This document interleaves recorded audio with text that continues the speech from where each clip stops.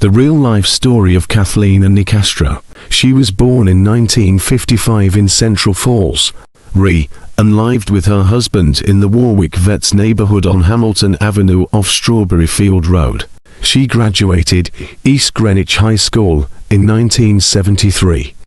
She was formerly employed by the Hospital Trust National Bank as an accountant 1974, 1977, and a clerk for Bostitch, Eastern Regional Sales.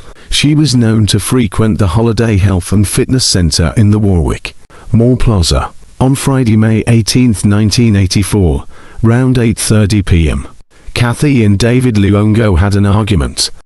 Kathy left the couple's Warwick home on Hamilton Avenue, but also left her wedding ring behind. On Saturday morning, May 19th, Kathy missed an early tanning appointment and work at Weight Watchers in the Governor Francis Plaza, where she was set to speak. Her car, with the distinctive Luongo vanity plate, was seen 3 times that day, including around 6 p.m.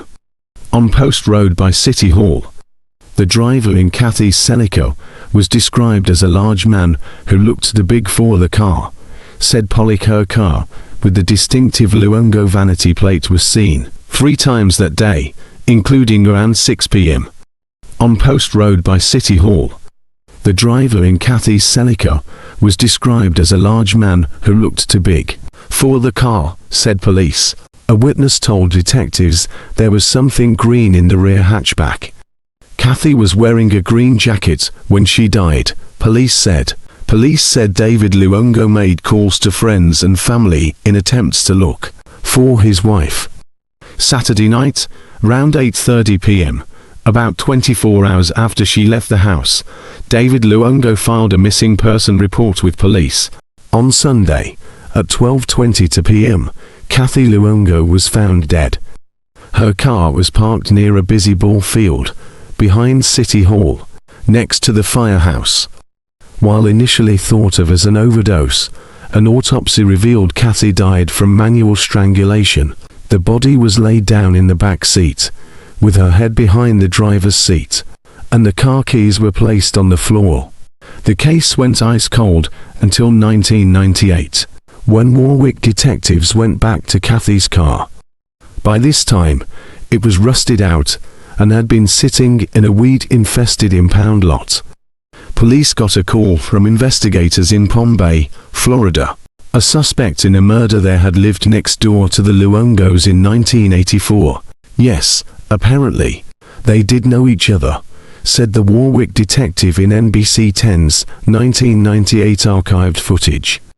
The suspect was cooperative, according to police, who took his DNA. The results turned out to be inconclusive. It was another dead end. The project for Ben Keane and Nelson Taylor took on a life of its own. The pair recorded more than 20 interviews, some 40 hours of tape. They spoke to Kathy's friends and classmates, including many from East Greenwich High School, where she was known under her maiden name, Kathleen Nicastro. Keane interviewed his own father, Ed Howard, his one-time friend, David Luongo. Keane quoted, "He never was mad. He never said, 'I'm going to find that guy. When I see that guy, I want him to hang.'" Crystal Galloway was Kathy's maid of honor at her 1981 wedding. She remembers her friend as an excellent seamstress, very vivacious. She loved to laugh and have fun. She really wanted a child and to be a wife and mother, Galloway said. She also remembered talking to Warwick detectives. "They told me she had been strangled, but not the typical way you would imagine someone being strangled with 2 hands, but that her windpipe was crushed," Galloway said. Galloway said that she believes Kathy knew her killer. He also said that "I think it was an accident." Police said Kathy was not sexually assaulted. There was cash in her purse, so detectives ruled out robbery as a motive. And remember where Kathy's car was found, in a busy lot next to a ball field, where she was sure to be found. Detective Sergeant Fred Pierce does not believe that was a coincidence. that indicates someone she knew and who may have cared about her, as opposed to a stranger. A risky move, said the veteran detective. Keane and Taylor discovered Luongo's murder did see a courtroom, or at least some court activity. We found out that 3 months after the murder, there was a secret grand jury. Key said. Old Warwick Beacon clippings indicate police had a prime suspect who pleaded the Fifth Amendment and refused to answer grand jury questions. Police today have no record of that grand jury in the Luongo file. Attorney General Peter Neronha's office for a clarification, but a spokesperson said they could not discuss grand jury proceedings. Even from the 1980s, David Luongo was considered a suspect. Police said he declined a polygraph after the murder. Luongo at his Saunderstown home. He never answered the door or replied to a note left for him.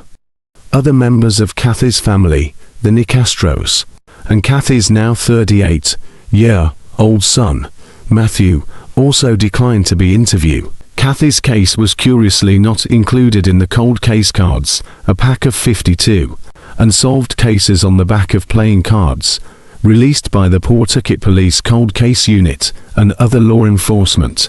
Somebody out there knows a vital piece to this puzzle, and we just have to find them, Taylor said. Keane and Taylor discovered that Keane's maternal grandfather, Frank Lind, a once prominent local attorney, may have helped David Luongo with legal counsel shortly after Kathy's death. The two men are figuring out their next move, which could include organizing their interviews for podcast. They've created a What Happened to Kathy Luongo Facebook page, and have reached out to Kathy's East Greenwich High Class of 1973 for help in the case. I'm so sorry that he never got to really know her, because she was just wonderful and adored him, Galloway said. Luongo's death leaves so many unanswered questions, even 37 years later. Friends like Galloway feel for Matthew Luongo, Kathy's son. Kathy was 28 when she was murdered. She had been married 2 years and had a young son. She was energetic, very healthy, outgoing, a talented seamstress, and her friends say she was an incredible mother.